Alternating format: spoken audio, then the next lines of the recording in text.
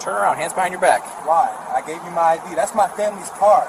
It came back stolen. Turn around. Then check it again. Please, you've got the registration right there.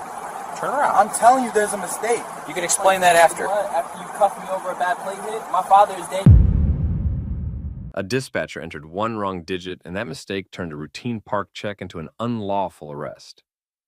This breakdown follows the body cam footage from the first approach to the moment the stop started falling apart.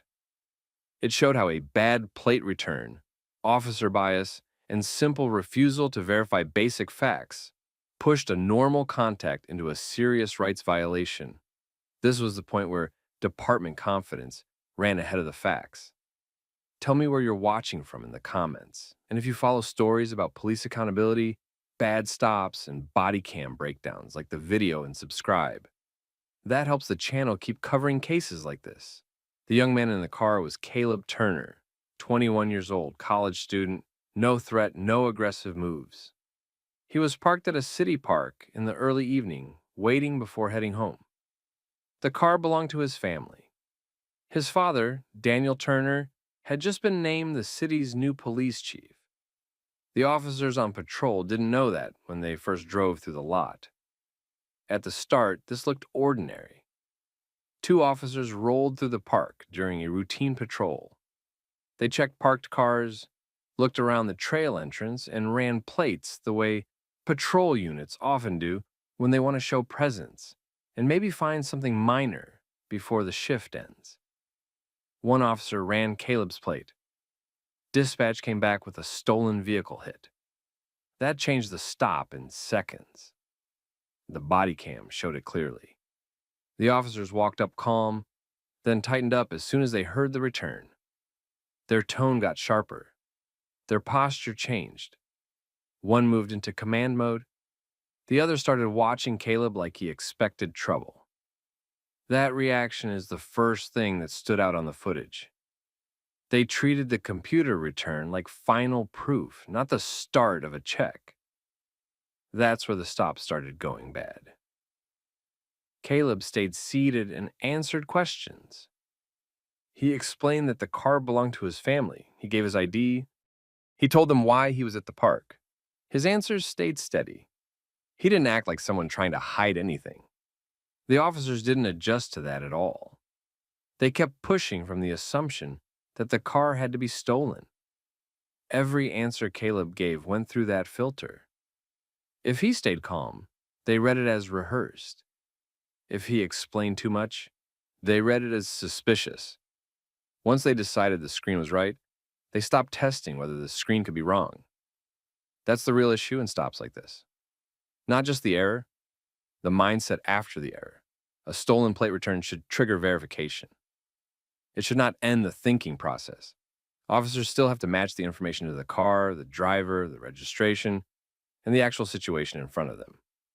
They still have to ask whether the facts line up. These officers didn't do that. Caleb told them the vehicle was not stolen. He said there had to be a mistake. Then he gave them one more piece of information. He said his father was the new chief. That should have led to a pause. Instead, it made the officers more dismissive. The body cam didn't need dramatic lines to make that obvious. You could hear it in the way they handled him after that.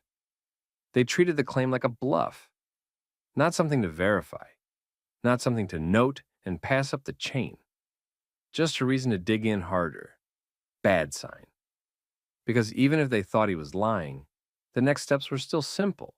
Check the registration, confirm the VIN, rerun the plate carefully, ask dispatch to verify the stolen entry, call a supervisor early if needed.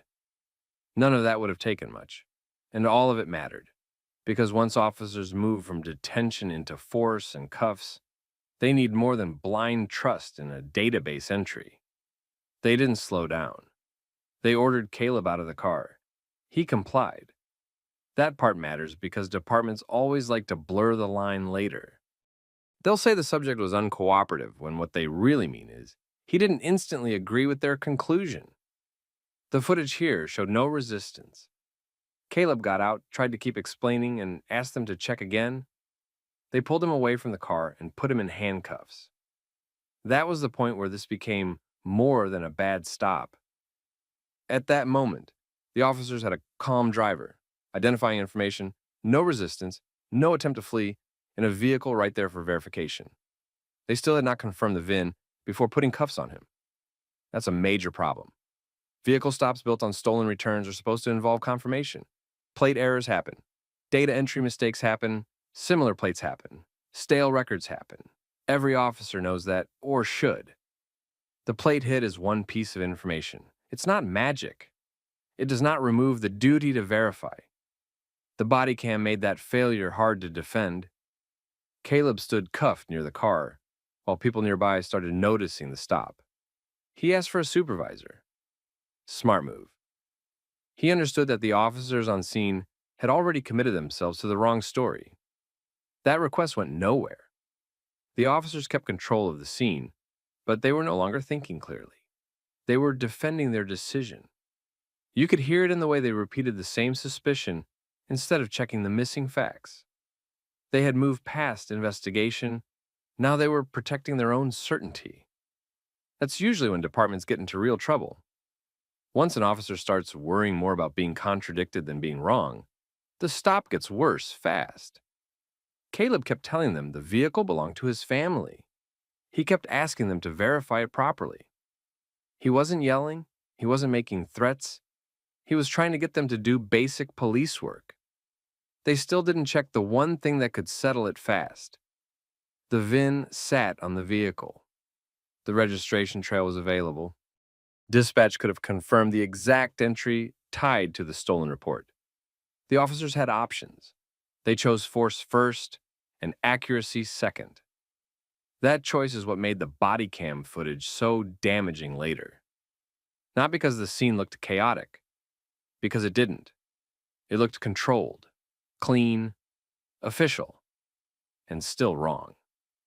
That's how people get trapped by bad policing. Not always through wild violence. Sometimes through calm, organized mistakes, backed by badges and routine language. Then the first sign of trouble hit the radio. Dispatch came back with a less certain tone. One of the officers paused and listened. Not long. Just enough for the body cam to catch a change. The confidence on scene had started to crack, even if they hadn't admitted it yet. Back at dispatch, someone was taking a second look at the stolen vehicle entry. The problem was simple.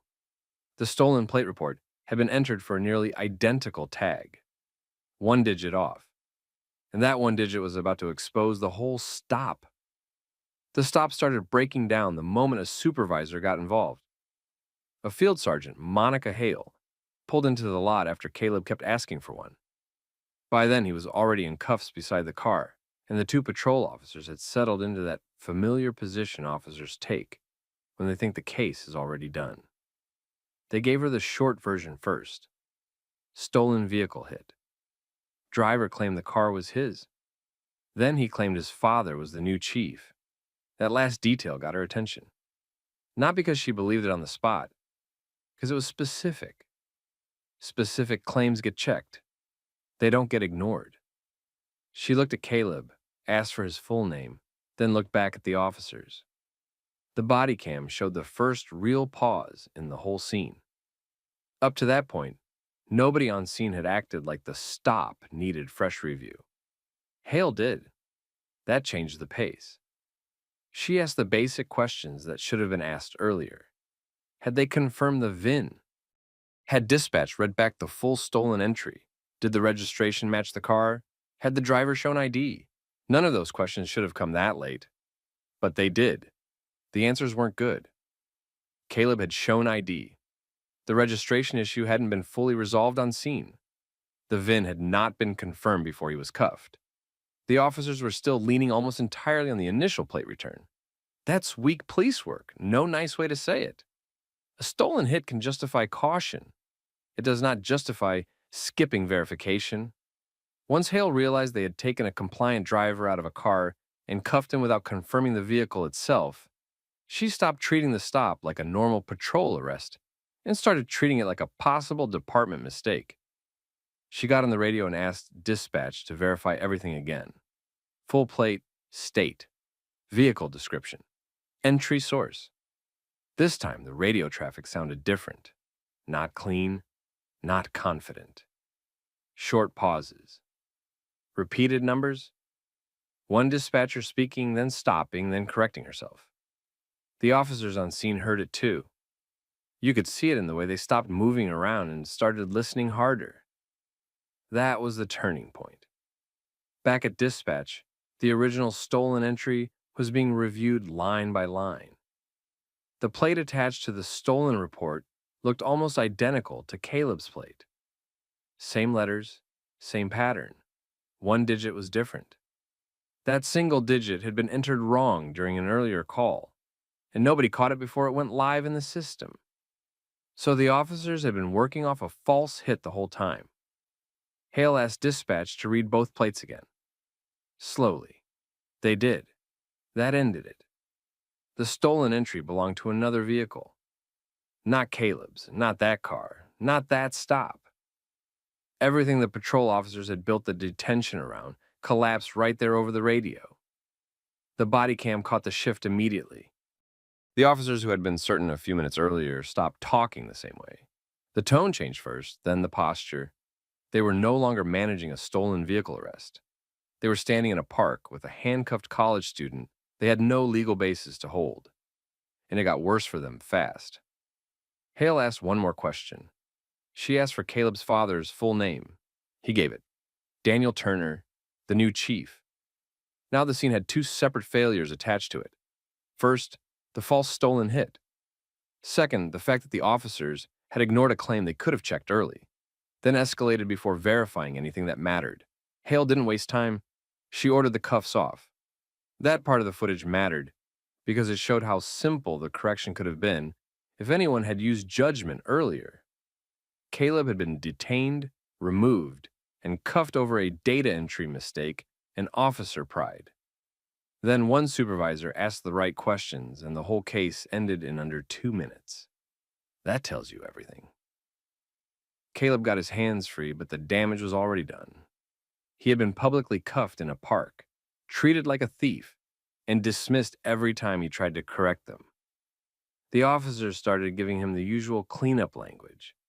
They said there had been confusion. They said they were following the return. They acted like this was an unfortunate mix-up instead of a chain of bad decisions. It wasn't just a mix-up.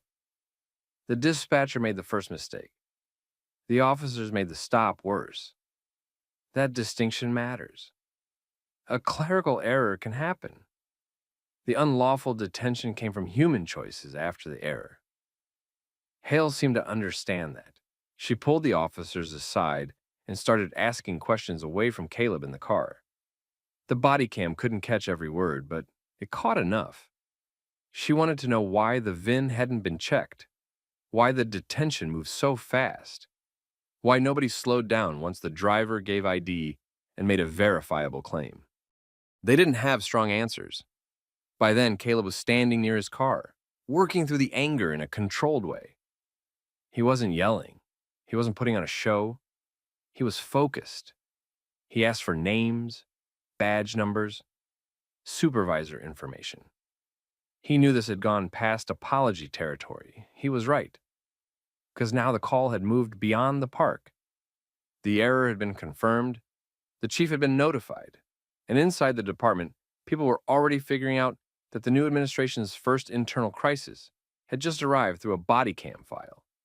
Once the chief was notified, the incident stopped being a bad park arrest and became a department problem. Chief Daniel Turner didn't rush in yelling. That would have made it personal too fast, and he knew it. He handled it as both a father and the head of the department. That mattered because every move after that had to survive review. Internal, legal, public. By the time he got the first briefing, the basic facts were already clear. His son, Caleb Turner, had been detained in handcuffs during a park stop because dispatch attached a stolen vehicle entry to the wrong plate. The patrol officers had relied on that return, ignored signs that the stop didn't add up, and failed to confirm the VIN before escalating. That last part stood out. The dispatch error explained the stop. It did not excuse the detention. Inside the department, People started separating those two failures right away. One was clerical, the other was operational. The clerical mistake came from one wrong digit. The operational failure came from officers choosing speed over verification and then refusing to slow down once the stop started looking weak. That distinction shaped everything that followed. The chief ordered immediate preservation of all body cam footage, radio traffic, CAD logs, dispatch entries, and supervisor notes. No gaps, no selective review. He wanted the full timeline locked down before anyone started rewriting their memory of the stop. Smart move. And that's how you stop the usual cleanup process before it starts. Then he removed the case from casual internal handling and kicked it into formal review. The patrol officers were pulled off regular duty pending that review, not fired on the spot, not publicly defended either, just moved out of the field while command staff examined the stop step by step. That was the first signal that this administration wasn't going to wave it off as a harmless mistake. Dispatch got reviewed too. The communications center had to answer for how the stolen entry got attached to the wrong plate and why the error stayed active long enough to trigger a felony-style stop. The dispatcher involved, Angela Ross, had not invented the plate out of nowhere. She had entered it during a heavy shift with multiple open calls. That explained how it happened. It did not solve the control problem.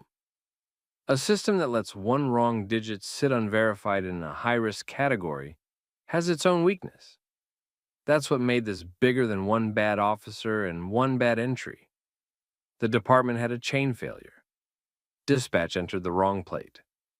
Patrol trusted the return without testing it. The officers skipped a basic vehicle check. The detention continued even after Caleb identified himself and asked for a supervisor. The scene corrected only when Sergeant Hale arrived and started asking simple questions. That's not one mistake. That's a full system passing bad information forward. Caleb gave a formal statement that same night. He kept it controlled. He described the stop, the handcuffing, the requests he made, and the officer's refusal to verify the car before treating him like a suspect. He didn't need to exaggerate anything. The footage already did the work. That footage became the department's biggest problem. Not because it showed some huge violent scene, because it showed something harder to defend. Calm error, confident error, professional-sounding error. The kind that looks normal to people inside the system until someone outside the system asks one direct question. Why didn't they verify the car before cuffing him? No clean answer existed. The chief released a short public statement after the first review meeting. He confirmed that his son had been wrongfully detained during a traffic-related stop tied to an inaccurate stolen vehicle entry. He said the department would review both dispatch procedures and patrol verification standards. He also made one point very clearly. No resident should need a connection to command staff to get basic facts checked before force is used. That line landed, because everybody understood what sat underneath it. Caleb got fast attention once his last name registered with the right supervisor. Most people don't get that. Most people stay in cuffs longer. Some get booked. Some get charges dropped later and are told the system worked because the mistake was fixed in the end. That's not the system working. That's the system cleaning up after itself. City officials picked up on the case almost immediately. The mayor's office wanted a briefing. The city manager wanted to know whether exposure existed for a civil claim. The legal division started looking at unlawful detention, policy compliance, and whether training records would make the city look worse if the case went public. They had reason to worry. The policy issues were direct. Officers were expected to confirm vehicle identifiers when possible before making an arrest based on a database return. Supervisory review was supposed to matter once a subject gave verifiable information that conflicted with the initial hit. The footage raised questions on both points. The officers had options. They didn't use them. The union got involved too. Predictable. It framed the stop as a good faith reliance issue. That argument only went so far. Good faith weakens fast when basic confirmation steps are skipped. The city knew that. Command knew it. The body cam made it hard to hide. Within days, the department had opened 3 separate tracks. Internal Affairs reviewed officer conduct. Communications supervisors reviewed dispatch practices. Command staff reviewed training on stolen vehicle stops, field verification, and supervisor intervention. That's when the story stopped being private. Word spread inside the department first, then outside it. Officers talked, dispatchers talked. Somebody mentioned the chief's son. Somebody else mentioned body cam. By the end of the week, the incident had moved from internal embarrassment to community conversation. And once that happened, the department lost control of the narrative. People started asking the obvious question. If this happened to the chief's son in a city park, with ID, with no resistance, and with a supervisor eventually recognizing the name, what happened to everyone else who didn't have that protection? That question stuck. It also put pressure on the chief. He couldn't treat Caleb like a special victim. He had to treat him like what he actually was in this case. Proof that the system could fail anybody. So he did the harder thing. He let the review keep moving. The review kept moving because it had to. Once command staff finished the first pass through the footage, the department could no longer treat the arrest as a simple park stop mistake. The facts were too plain. Caleb Turner had been detained in handcuffs on a false stolen vehicle hit. The plate return was wrong. The VIN was not checked before the detention. A supervisor had to step in before the stop got corrected. That's not a close call. That's failure. Internal Affairs sustained the main complaints against the 2 patrol officers, not because they ran the plate. That part was normal. They got hit for what happened after the return came back. They escalated without confirming the vehicle. They ignored conflicting information from the driver. They kept the detention going after clear signs that the stop needed verification, not force. The penalties reflected that. The lead officer lost street duty and took a suspension. The second officer was suspended too and sent back through remedial training on vehicle stop verification, detention standards, and supervisor escalation. The department didn't try to sell that as strong enough to fix everything. It wasn't. But it put something on the record. The stop violated policy. Dispatch faced consequences too. Angela Ross, the dispatcher tied to the wrong entry, was placed under formal review and removed from high-risk call coding until retraining was complete. That part was awkward because everybody inside the building knew dispatchers work under pressure and make fast entries all shift long.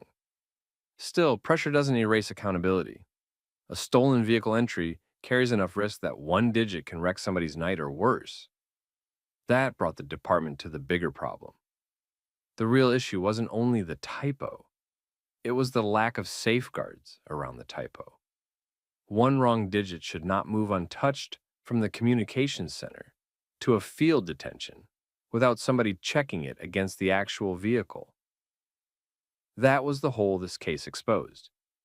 The department's own process let bad information travel too far. So the chief used the case to force changes. New verification rules were issued for stolen vehicle stops. Patrol officers now had to confirm a second vehicle identifier when conditions allowed. VIN first if possible. Registration match if available. Vehicle description from the return had to be compared out loud on the radio in higher-risk stops. Supervisors had to respond earlier when a detained driver gave specific conflicting information. Dispatch got a second check requirement on manually entered stolen plates before the hit stayed active in the system. Basic reforms, nothing fancy. The kind that should have already been there. The city also brought in an outside review of dispatch and patrol coordination. That mattered because internal fixes sound nice, until an outside set of eyes checks whether the department is protecting the public or just protecting itself. The outside review found what you'd expect. Weak cross-checking. Too much trust in computer returns, not enough emphasis on slow verification. Once officers had a compliant driver and a stationary vehicle. Caleb never became the loud public face of the incident. That's another reason the story hit hard. He didn't turn it into a performance. He gave a statement. He met with city attorneys. He let the footage and the facts speak. Later, through counsel, he filed a claim against the city for unlawful detention. The city settled before dragging it into a longer court fight. Also predictable. The body cam hurt them. The radio traffic hurt them. The missed VIN check hurt them most of all. A jury would have understood that point in 5 minutes. Chief Turner kept his public comments controlled. He refused to frame the case as a family matter. Smart again. He kept returning to the same point. His son got out of the situation faster because the right supervisor recognized the name. Most people do not have that advantage. That was the only honest way to talk about it. And that's the part that stayed with people. This story was never only about the chief's son. He just happened to be the one in the cuffs that night. The real story was what the footage showed about the system. A dispatcher made one clerical mistake. 2 officers treated that mistake like proof. They ignored the person in front of them. They skipped the check that could have prevented the arrest. Then, the whole thing got corrected only after rank stepped in. That can happen to anybody. A lot of people watched this case and focused on the embarrassment. New chief, wrongful arrest, his own son, easy headline. That wasn't the important part. The important part was how ordinary the failure looked until it collapsed. No wild chase, no fight, no dramatic chaos. Just routine procedure, done badly by people too certain they were right. That's why these videos matter. They show how bad policing often works in real life, not always through explosions. Sometimes through paperwork, tone, assumptions, and officers who stop thinking once the screen gives them a result. That's what made this case bigger than one bad stop in a park. It exposed how thin the line can be between normal patrol work and an unlawful detention when nobody slows down to verify. Caleb moved on. The department didn't get to move on as easily. The incident stayed in training. Supervisors referenced it. Dispatch referenced it. Officers heard about it every time stolen vehicle procedure came up. That was the one useful thing that came out of it. The case became an example inside the building, not just outside it. It should have, because the lesson wasn't complicated. A database can be wrong. A dispatcher can mistype one digit. An officer can lock onto the wrong conclusion. Every one of those things can happen. The test is whether somebody in the chain still does the basic work and checks the facts before taking somebody's freedom. In this case, they didn't. Not until it was too late. So that's the story. A routine patrol. One bad entry. 2 officers who trusted the screen more than the situation. A supervisor who finally asked the right questions. And a department forced to admit that the stop never should have happened. Drop your thoughts in the comments. What should the officers have done the moment Caleb gave ID and said the car was his? Have you ever seen a case where a simple verification step would have changed everything? Share this with somebody who follows body cam breakdowns and police accountability stories. And subscribe if you want more real cases told straight. These could be fake. They're not fake. Call it in. You expect me to just take this at face value? No. I expect you to verify it. Why are you out here in an unmarked car? Federal field work. I already told you that. That's convenient. No, it's consistent. Sheriff, we should verify first. I know what I'm doing. Sheriff Grant Hollis believed he had stopped a man using fake federal credentials to dodge a roadside search. The facts were the exact opposite. The driver was Special Agent Adrian Cross, a real federal investigator, and Hollis put him in cuffs after looking at valid ID. That mistake didn't stay a mistake for long. It turned into an internal affairs case, then a federal prosecution, and by the end of it, Hollis was the one standing in court hearing a prison sentence tied to his own abuse of power. Drop your state or country in the comments. And if you like stories where recorded facts destroy official lies, like the video and subscribe. This case is a perfect example of how one bad decision can pull an entire department into a federal mess. Now, back to the road where it started.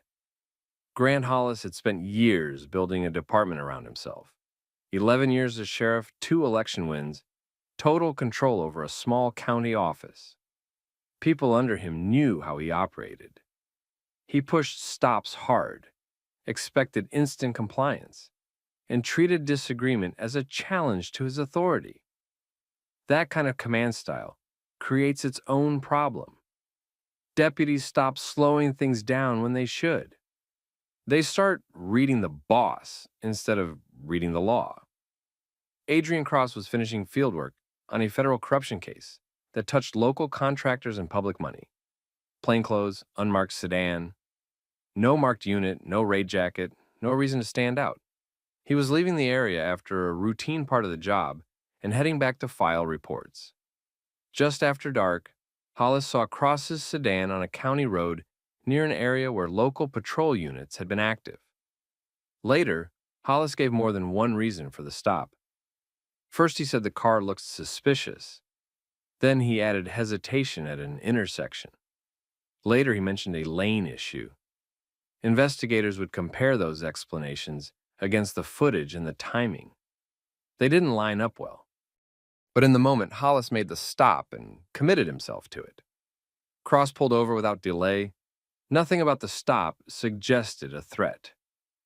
The car came to a proper stop on the shoulder. Cross stayed inside and kept his hands visible. Hollis still walked up with the attitude of a man who had already decided he was dealing with trouble. Deputy Aaron Shaw arrived first. Deputy Mason Kerr came in right behind her. With backup on scene, Hollis had what mattered most to him in moments like this: witnesses from his own office. Cross identified himself as federal law enforcement early in the encounter. He explained that he had credentials and said where they were located. He was giving Hollis a clear way to verify identity before doing anything reckless. Hollis ignored the off-ramp. He ordered Cross out of the sedan, searched him, and recovered the credentials himself. That should have slowed the stop down. A careful officer would have checked the ID through dispatch, contacted a federal supervisor, and sorted it out before escalating. Hollis went the other direction. He looked at the credentials and treated them as part of the problem instead of the answer. From there, the stop got worse fast. Cross repeated his name and agency. He kept telling Hollis to verify the identification before making a bigger mistake. Shaw was already reading the scene differently than Kerr. She wasn't siding with the driver, and she was doing her job and noticing that the legal basis for the stop was getting weaker, not stronger. Kerr followed Hollis and acted like they were dealing with a fraud case. Hollis started stacking excuses. He said the credentials might be fake. He said Cross wasn't following commands quickly enough. He framed the situation as obstruction. None of that changed the basic problem. He had no clear crime and no immediate threat. But he kept pushing because backing off in front of his deputies would have felt like losing control. Then he handcuffed him. That was the point where the case changed shape. A rough traffic stop can still be defended as bad judgment. Cuffing a federal agent after reviewing valid credentials creates a much harder question. Was this confusion, or was this an officer using his badge to force a false version of events? Cross stayed controlled. That helped him later. He didn't turn it into a roadside argument. He didn't get loud. He kept identifying himself and asking for verification. When Hollis later tried to describe him as evasive and difficult, the body cam footage undercut that claim. Shaw raised the issue of verification. She did it carefully because she knew who she was talking to. Hollis shut her down in front of Kerr and ordered transport to county booking. That decision made the exposure much worse. Once Hollis sent Cross to booking, the event stopped being just a bad stop on the side of a road. From that point on, every record mattered. The body cam footage mattered.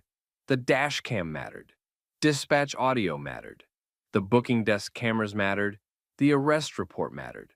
So did the timeline, minute by minute. On the drive to the station, Cross again requested contact with a supervisor or federal liaison. Hollis didn't help him. Kerr backed the sheriff's version. Shaw said little, but by then she already knew the office was heading into dangerous territory. The booking area created the first real crack in Hollis's control. Jail staff had seen fake IDs before. Cross didn't present like someone bluffing under pressure. He gave exact agency information, stayed consistent, and answered every question directly. Staff checked the credentials, then looked back at Hollis. That shift in attention said a lot. The uncertainty was no longer centered on the man in cuffs. It was centered on the sheriff who brought him in. Hollis still forced the process forward. He told staff to continue while verification was pending. Then he began shaping the arrest paperwork around the outcome he wanted. That move became a major issue later. Investigators would argue that he wasn't documenting facts as they developed. He was trying to build cover after the arrest had already gone bad. Outside the sheriff's office, the situation was moving out of local hands. Calls were starting to reach federal supervisors. Agency channels were waking up. The message was simple and damaging. A county sheriff had detained and booked a federal agent after being shown credentials. Hollis still thought the station was his ground and the paperwork would protect him. He was wrong. Because once federal officials started calling back, this stopped being a county matter. It became a question of unlawful detention, civil rights violations, false reporting, and whether a sheriff had used his office to punish a man for not submitting to a bad stop. The first serious problem hit the booking desk before any outside supervisor walked through the door. A jail sergeant took Cross's credentials, checked the badge wallet, and asked for agency contact information. Cross gave it without hesitation. Same agency, same office, same identifying details he had already given on the roadside. Everything stayed consistent. That's what started moving people away from Hollis's version. A liar usually adjusts. Cross didn't need to. Hollis still tried to control the room. He told staff to finish intake and hold Cross while his office sorted it out. That sounds ordinary until you look at what he actually had at that point. No confirmed fake ID. No solid traffic offense supporting a custodial arrest. No violent conduct. No probable cause for some hidden crime that would justify treating a federal credential as a prop. He had a stop that got out of hand and a booking process that was making it worse. Deputy Erin Shaw saw it clearly by then. She wasn't making speeches. She didn't need to. She watched the jail sergeant look longer at the credentials than at the booking form. She saw dispatch ask for clarification twice because the charge language coming from Hollis and Kerr didn't stay consistent. First it leaned on obstruction, then failure to comply, then concern about false identification. Same event, different labels. That's a bad sign in any case. In a case involving a federal agent, it's a disaster. Mason Kerr stayed with Hollis. That choice made sense in the moment. Hollis was still sheriff. Kerr was still a deputy in his chain of command. Small departments work like that. A bad order doesn't always get challenged when it should. People think about promotions, schedules, transfers, discipline. They think about tomorrow morning. They don't always think about federal court 6 months later. Cross asked again for contact with a federal supervisor. This time the request didn't die in the room. The jail sergeant made the call through official channels. He didn't ask Hollis for permission. He did what any competent booking officer would do when presented with credentials that looked real in an arrest that didn't make sense. That call broke the sheriff's control over the situation. Within minutes, the response from the federal side changed the pace of everything. The first person reached wasn't some random desk clerk. It was a supervisory contact who recognized Cross's name immediately. That person asked basic verification questions. Badge number, office assignment, approximate stop location, booking time. The answers matched. Then came the follow-up that put the whole room on edge. The federal office wanted to know why one of its agents was in county custody at all. Nobody in booking had a clean answer. Hollis tried to step in and frame it as an officer safety stop involving suspicious behavior and questionable credentials. That didn't help him. He was now talking to people who knew exactly how federal credentials looked, how agents carried them, and how roadside verification should work. His version no longer sounded tough. It sounded sloppy. That was the moment the station started turning against him. Not openly, not yet. But people stopped moving with his usual confidence. The jail sergeant slowed intake. Shaw stopped treating the paperwork like routine processing and started reading every line. Even Kerr got quieter once he understood the federal office wasn't confused about Cross's identity. They were confused about why the sheriff thought he could ignore it. The next mistake came from Hollis trying to protect the first one. Instead of releasing Cross immediately and documenting the stop as a verification failure, he leaned into the arrest report. He wanted the language tightened up. He wanted the stop to look more justified on paper than it had looked on video. He pushed the idea that Cross had created the confusion by not complying quickly enough. That argument had a simple problem. The footage already existed, and the footage didn't support it. Shaw knew exactly what that meant. A bad arrest can end one career. Bad video plus bad paperwork can end several. She pulled Kerr aside and asked whether he was really going to sign off on a report that might not survive a basic review. Kerr didn't have a good answer. He still wasn't ready to break from Hollis, but the confidence was gone. He had been acting like backup on a fraud stop. Now he was standing in a county jail while federal supervisors demanded an explanation for why their agent had been booked. Cross remained in custody during all of this, and that part became crucial later. Time matters in detention cases. Every extra minute after identity is confirmed raises the stakes. Once the federal office verified him, the legal risk jumped. From that point, the question wasn't whether Hollis had made a mistake. The question was why he kept going after the mistake became obvious. A federal supervisor arrived at the station faster than Hollis expected. He came with calm authority, not drama. That made it worse. No yelling, no threats. Just direct questions, immediate recognition of Cross's credentials, and a request for the full basis of arrest. Hollis didn't have one that held up. He had fragments, suspicion, non-compliance, concern about fake ID. None of it worked together. That was the real shift. People in the building saw the same thing at the same time. Cross was exactly who he said he was.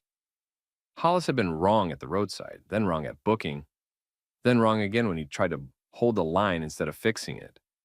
The room didn't need a speech. The facts had already done the job.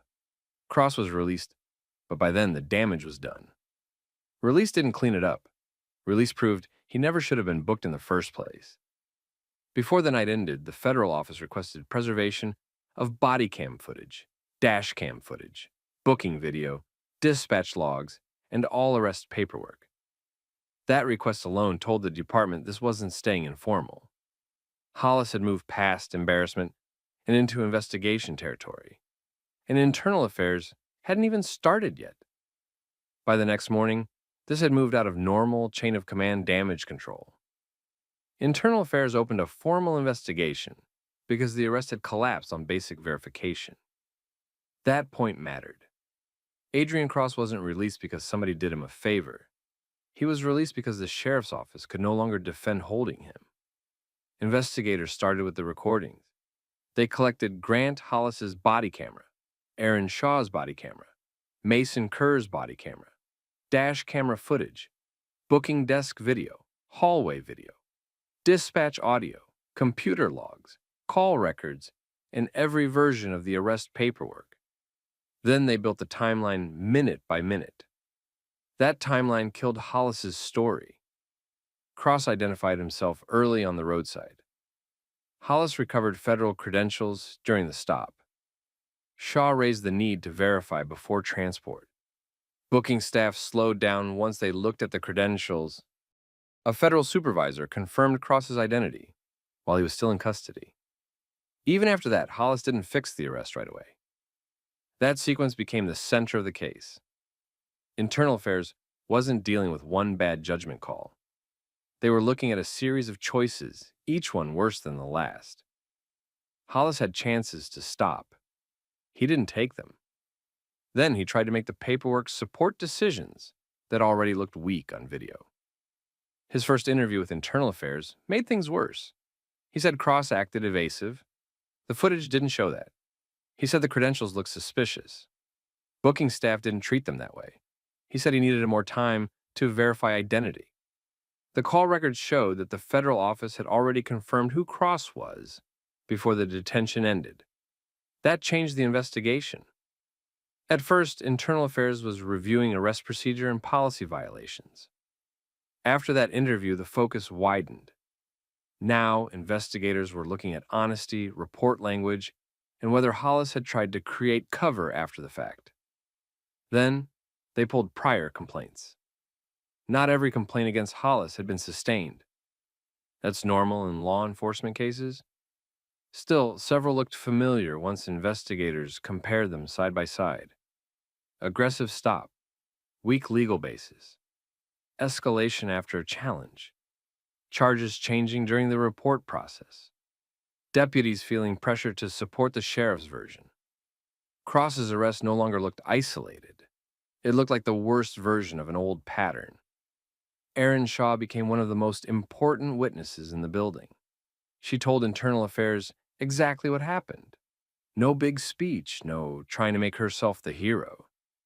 She said Cross identified himself early. She said Hollis had the credentials in hand before transport. She said she raised verification concerns and got shut down. That made her hard to attack. Her account matched the footage, the timing, and the booking records. Mason Kerr held out longer. At first, he backed Hollis. He described the stop as a reasonable fraud concern and tried to keep the arrest inside that frame. Internal Affairs pushed back with timestamps, dispatch traffic, and video from booking. Kerr's position got weaker every time they showed him another record. He finally admitted Hollis kept changing the reason for the stop. He also admitted the report language was being adjusted after the arrest had already started falling apart. That admission changed everything. Once a deputy says the report was shaped to justify the arrest, the case stops being only about bad policing. Now it's about false documentation, abuse of authority, and whether the sheriff used his office to turn a personal mistake into an official lie. The county saw the danger by then. Hollis was placed on administrative leave. Publicly, the county said it needed a full review. Internally, people were protecting themselves. Command staff didn't want their names attached to the arrest. The county attorney didn't want to defend a case built on shifting explanations and bad footage. Even deputies who had kept quiet under Hollis started speaking more carefully because they knew the recordings were stronger than any internal loyalty. The federal side was already moving. Cross's agency made a formal referral. The Department of Justice reviewed the stop, the detention, the booking, and the reporting. From that point on, Hollis had two problems. Internal Affairs was building the administrative case. Federal prosecutors were deciding whether his conduct crossed into criminal territory. It did. The legal theory came together from the evidence, not from politics. Hollis had detained a federal agent without a solid basis, ignored valid credentials, kept the detention going after identity was confirmed, and tried to support the arrest with changing explanations. Prosecutors didn't need a dramatic conspiracy. They had body camera footage, dispatch records, booking video, staff testimony, and a clean timeline. That's the kind of case officers fear most. No guesswork, no messy witness memory, just records. By the time the federal indictment was being prepared, Hollis still acted like he could survive it the same way he had survived complaints in his own county. He was badly misreading the situation. County politics can bury a grievance. They can't erase federal evidence. And once the indictment came down, the story changed again. It wasn't about whether Hollis had gone too far in a traffic stop. It was about whether a sheriff had used his badge, his office, and his subordinates to carry out an unlawful detention and then hide it behind official paperwork. The federal indictment ended the political part of the story.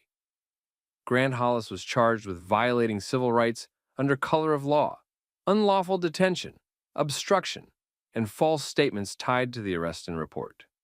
His defense tried to frame the stop as a fast-moving judgment call. That argument didn't hold up because the evidence showed repeated chances to correct it. At trial, the prosecution stayed simple. Adrian Cross testified that he identified himself early, presented valid credentials, and kept asking for verification. Erin Shaw backed the timeline and confirmed she raised concerns before transport. Mason Kerr did the most damage. He admitted Hollis kept changing the reason for the stop and pushed to shape the paperwork after the arrest had already gone bad. The recordings finished the job. Body camera footage showed Cross staying controlled. Dispatch records showed federal identity was confirmed while he was still being held. Booking video showed staff losing confidence in Hollis's version before the release. Once jurors saw the timeline in order, the defense lost ground fast. Hollis tried leaning on authority and officer judgment. The court didn't buy it. Qualified immunity didn't save him because this was not a close call. The judge made that clear. A sheriff had no right to ignore valid credentials, hold a man without a lawful basis, and then force the paperwork to fit the arrest. The jury convicted him. At sentencing, the judge focused on abuse of trust. Hollis wasn't punished for making one mistake on a dark road. He was punished because he kept going after the truth was in front of him. He received a federal prison sentence, lost his office, and left the courthouse as a convicted former sheriff instead of the most powerful man in his county. The fallout didn't stop with him. The county changed arrest review procedures, required outside review for interagency detention cases, expanded body camera retention rules, and tightened reporting oversight. Deputies who had stayed quiet under Hollis now had a case everyone pointed to when talking about what happens when rank goes unchecked. That's the whole point of this story. Grant Hollis thought his badge gave him the final word. It didn't. Facts did. Video did. Paperwork did. And once all of it was lined up, his own office couldn't protect him from what he had done. Tell me what you think. Would you have trusted the sheriff's version before the footage came out? And if you want more stories like this, subscribe. I asked for the credentials again. Don't make me keep asking. I'm not making anything difficult. You're turning the sidewalk stop into something else. Name, address, why you're in this area. I already answered that. Then answer it again. You need to slow down and actually look at what's in your hand. You don't tell me how to do my job. Then do it with judgment. You're under... This patrolman thought he was making a simple jaywalking stop. He was actually creating the worst moment of his career. He put his hands on a calm pedestrian, ignored the credentials in the man's wallet, and treated a minor street stop like a test of control. He had no idea the man he was detaining was Lieutenant General Victor Hale, a 3-star Army officer whose identity was about to come back through dispatch. Tell me where you're watching from. If you like stories about bad policing, body cam fallout, and people exposing themselves with their own decisions, like the video and subscribe. The footage started in a downtown block near a federal hotel and conference area. City police work that zone every day. Military staff moved through it too, usually in civilian clothes. Any officer with sense knew that. It didn't mean giving people special treatment. It meant paying attention before turning a small stop into a problem. Patrolman Eric Mays didn't pay attention. He saw a man cross outside the marked crosswalk and jumped on it right away. Traffic wasn't heavy. Nobody had slammed on the brakes. The man had already made it across and was walking toward the hotel side of the street. Mays still pulled up hard, got out, and started the stop like he had just caught somebody doing more than crossing in the wrong place. That man was Victor Hale. He was in civilian clothes after a defense-related meeting, mid-50s. Clean posture, controlled movements, no sign of panic, no aggression. On camera, he looked like a person used to order and used to pressure. He also looked like someone who expected basic professionalism. Mays opened with authority, not judgment. He announced the jaywalking stop and demanded identification almost at once. Hale answered calmly and tried to explain where he had come from. Mays cut him off. Hale tried again. Same result. That set the tone. This could have ended with a warning, maybe a brief check. 30 seconds, maybe a minute. Instead, Mays made it personal. His body cam showed a pattern that looked bad from the start. Fast commands, no patience, and no real interest in what the other man was saying. Hale did not match that energy. He stayed measured. He signaled in a controlled way that the officer was overplaying a minor stop. Mays heard confidence and treated it like disrespect. That's where bad officers get themselves in trouble. They stop handling the situation in front of them and start reacting to how they feel. Mays asked for the wallet again, sharper this time. Hale complied. He moved carefully and made it clear where he was reaching. That should have lowered the temperature. It didn't. Mays stayed wound up and took the wallet with the attitude of someone expecting to prove something. He flipped through it too fast. That mattered because the wallet didn't hold just a license and credit cards. Review notes later pointed to military credentials and access material that should have made him stop and reassess. Not because rank makes somebody untouchable. It doesn't. The issue was judgment. A smart officer sees federal or military indicators and verifies before escalating. Mays kept going like he hadn't seen any of it. He pressed for more information, name, address, why he was in the area.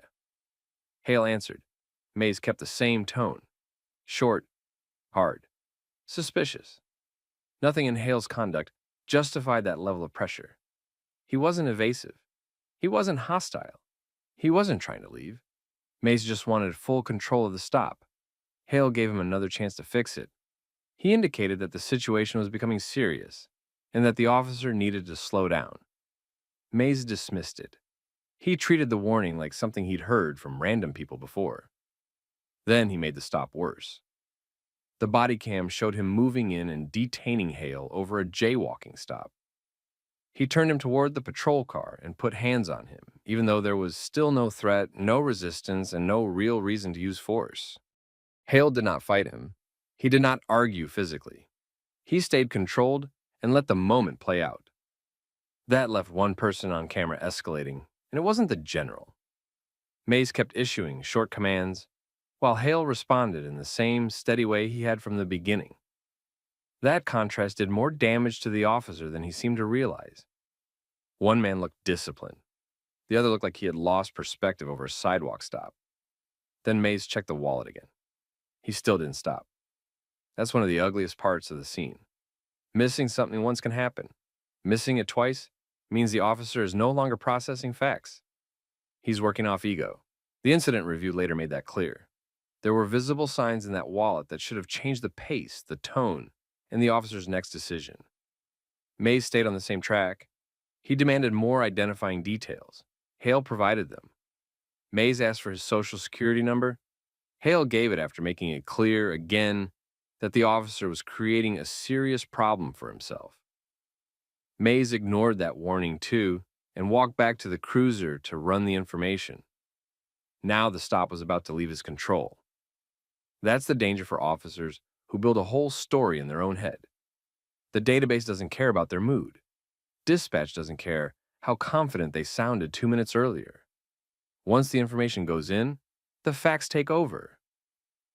Mays radioed the name, Victor Daniel Hale. Dispatch repeated it back. He gave the date of birth, then the number. Dispatch asked him to repeat part of it. He did. A pause followed. Longer than usual. Mays stood by the cruiser waiting for the return. His body cam picked up the shift before the radio did. He looked back toward Hale. He checked the wallet again.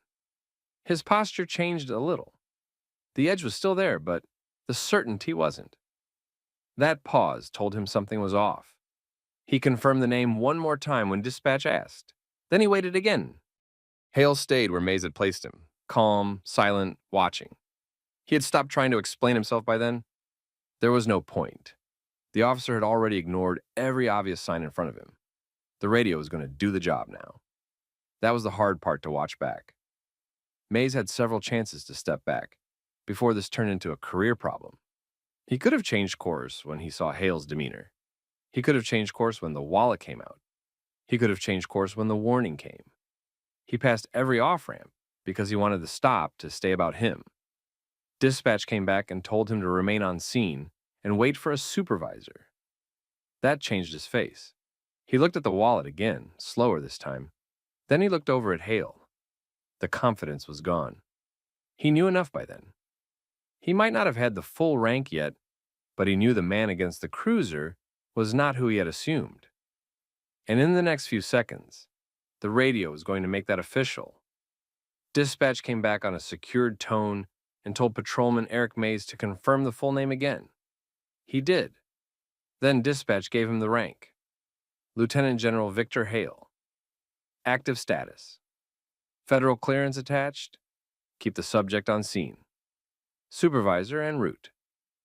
That was the moment the stop collapsed. Mays had spent the last several minutes acting like he was controlling a jaywalking stop. Now he understood he had detained a 3-star general in public over a minor pedestrian violation while ignoring credentials that should have changed the whole contact. The body cam caught the change right away. His shoulders dropped. His voice lost the edge. He looked at the wallet again, but now he wasn't flipping through it to challenge anything. Now he was looking at it like it might somehow undo what had already happened. It couldn't. He walked back toward Hale, and his language changed fast. The commands were gone. The sharp tone was gone. What came out instead was the kind of rushed apology officers use when they know the facts have turned against them. Hale didn't help him. He stayed calm. He stayed direct. He told Mays that the real issue was not the jaywalking stop. The issue was judgment. The issue was that Mays had escalated first, assessed later, and ignored clear indicators the whole way through. He made it plain that this was a professionalism failure before it was anything else. That hit harder than yelling would have. Hale didn't need to raise his voice. He had already won the moment by staying in control of himself while the officer lost control of the stop. Mays started trying to explain. He referred to procedure. He referred to officer safety. He referred to needing compliance. None of it sounded strong on camera because the footage had already shown the full sequence. There had been no threat, no aggression, no reason to treat the encounter like a physical detention. Hale cut through that without getting emotional. He made the point that procedure did not excuse bad judgment.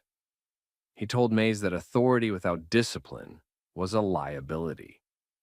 That was the kind of correction that lands because it's true, and because the person saying it clearly knows what disciplined authority looks like. Mays removed his hands completely and stepped back. He looked around the street for a second, probably trying to figure out how exposed the scene already was. Too late for that. The body cam was running. Nearby traffic cameras covered the block. The radio log existed. Dispatch had flagged it. From that point on, the stop had a record beyond anything he could write later. Within minutes, a supervisor arrived. Sergeant Nolan Price got out of his unit already moving fast. Dispatch had given him enough to know this was not a normal field assist. He came in with the kind of face supervisors wear when they've realized one of their officers has created a problem bigger than the original stop by a factor of 50. He spoke to Mays first, low and quick. The body cam didn't catch every word clearly, but enough came through to understand the tone. Price wanted a direct explanation. Mays tried to give one. It sounded weak. There was no good version of what had happened. The footage was against him. The wallet was against him. Dispatch was against him. The subject's conduct was against him. Every part of the record pointed in the same direction. Price then turned to Hale. His tone was completely different. Professional, careful, controlled. He identified himself, acknowledged the seriousness of the stop, and made it clear that Hale was no longer being detained. He also apologized in a way that showed he understood the problem was not just mistaken identity. The problem was the officer's conduct from the first contact forward. Hale listened and answered without dragging it out. He explained that he had tried several times to de-escalate the encounter and had been ignored each time. He pointed out that Mays had seen enough in the wallet to know he needed to slow down. He also made clear that this was bigger than embarrassment. A street officer had physically detained a senior military official while failing basic standards of observation and courtesy in a shared jurisdiction area. That last point mattered. This was not just some random downtown block. It was an area where city police, federal personnel, and military officials crossed paths all the time. That meant judgment mattered more, not less.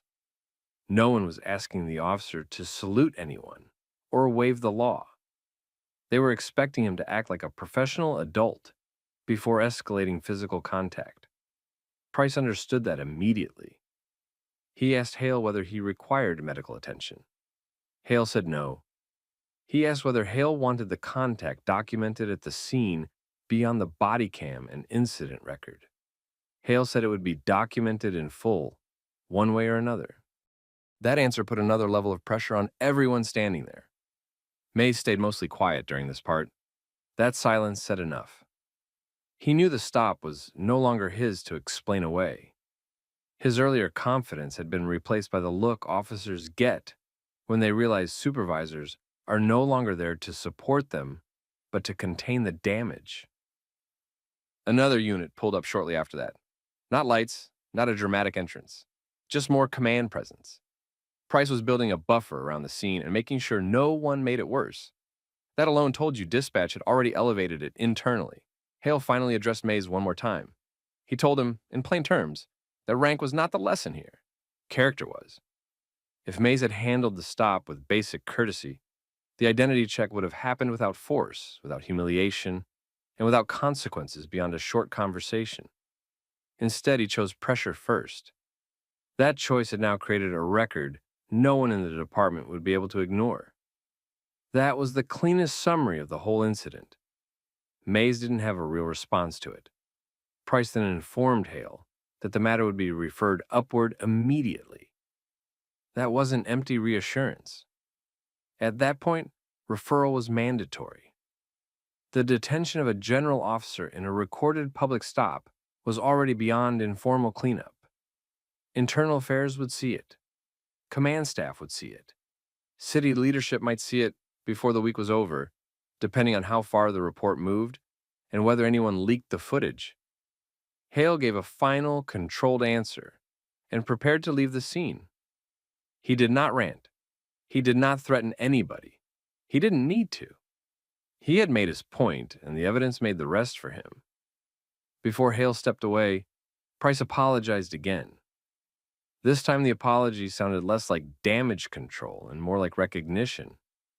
He knew exactly what kind of failure he was looking at. Not a paperwork mistake, not a misunderstanding. A judgment failure caught on body cam from start to finish. Mays stood there while Hale walked off. That image would matter later, because once the footage started circulating inside the department, people would focus on the same thing. How a jaywalking stop turned into a public detention only because one officer refused to slow down, refused to listen, and refused to read the obvious signs in front of him. And by the end of that night, the report, the audio, and the dispatch return were already moving to people far above Eric Mays. By the next morning, the stop had already moved beyond a bad shift report. Sergeant Nolan Price filed the immediate notification. The body cam footage was preserved. Dispatch logs were flagged. The wallet inventory, detention timeline, and supervisor response all went into the review package. Once command staff saw the basics, they treated it as a major conduct issue, not a field misunderstanding. Eric Mays was pulled from patrol before the end of the next duty cycle. That happened fast for a reason. The facts were ugly and easy to follow. He had initiated a stop over jaywalking. He had cut off explanations. He had ignored visible military credentials. He had escalated to physical detention without a real threat. Then dispatch confirmed that the pedestrian was Lieutenant General Victor Hale. There was no clean defense for any of that. Internal Affairs opened the case that week. The review focused on three things. First, Mays escalated a low-level contact without cause. Second, he failed basic scene assessment, even after seeing indicators that should have changed his approach. Third, his body cam showed a pattern of command-driven behavior that had nothing to do with safety and everything to do with control. That last point hurt him the most. Departments can sometimes excuse a quick mistake. They have a harder time excusing a full chain of bad decisions on video. Mays did not make one wrong call. He made several in a row. Each one made the next one worse. The footage stayed internal at first, but not for long. People in the department talked. Supervisors reviewed it. Training officers reviewed it. Someone copied the radio summary into a chain that reached outside the unit. Within days, the stop was known across the department. After that, local reporters got wind of it. They did not need the full body cam to understand the story. A patrolman had detained a 3-star general over jaywalking after ignoring credentials during the stop. That headline moved by itself. Once the press started asking questions, city leadership got involved. The police chief's office confirmed that a formal review was underway. The mayor's staff asked for a briefing. Legal advisors looked at exposure. Hale had not created the public problem, but his position guaranteed the incident would never stay buried in paperwork. Mays was suspended pending the outcome. Hale did not go on television. He did not start a public campaign. He handled it the way he handled the stop: controlled, direct. He gave a formal statement through military channels and left the department to deal with its own mess. That made the pressure worse, not better. He was not grandstanding. He was documenting. That forced the city to take the case seriously. The full review took several weeks. Investigators compared the body cam to Mays's initial written account. That comparison made things even worse for him. His report tried to dress the stop up as a difficult compliance situation. The video showed a calm pedestrian and an officer creating tension from the start. Once that gap showed up, his credibility dropped hard. Command staff made the decision after that. Mays was terminated. The official grounds included improper detention, unnecessary escalation, failure to follow de-escalation standards, and conduct damaging to the department. He also lost any realistic chance of being hired easily by another agency in the area. A bad stop can follow an officer. A bad stop tied to a 3-star general and preserved on body cam follows him everywhere. That was the personal fallout. The department had a bigger problem. It could not blame everything on one officer and move on. The case exposed weak training and weak supervision in a district where officers routinely cross paths with federal personnel and military officials. The chief's office had to answer a basic question. How did a patrolman in that zone think it was acceptable to force a low-level stop into a physical detention without slowing down once credentials appeared? They responded the only way they could: policy review, training changes, public damage control. By late 2025, the department issued updated field contact guidance. Officers working federal-adjacent districts had to complete new training on credential recognition, interagency awareness, and verbal de-escalation during minor enforcement stops. Supervisors were told to review body cam more aggressively for ego-driven escalation patterns. The department also added a simple rule to refresher training. When a stop stays low risk, the officer's first job is to assess, not dominate. That should have been obvious already. Now it was written down because one patrolman had forced the lesson. The case also changed how some officers in the department talked about command presence. Before this, a few of them treated command voice like the answer to everything. After this, more of them understood the difference between presence and insecurity. Presence settles a scene. Insecurity pushes it until it breaks. Victor Hale moved on with his job. He received written apologies through official channels.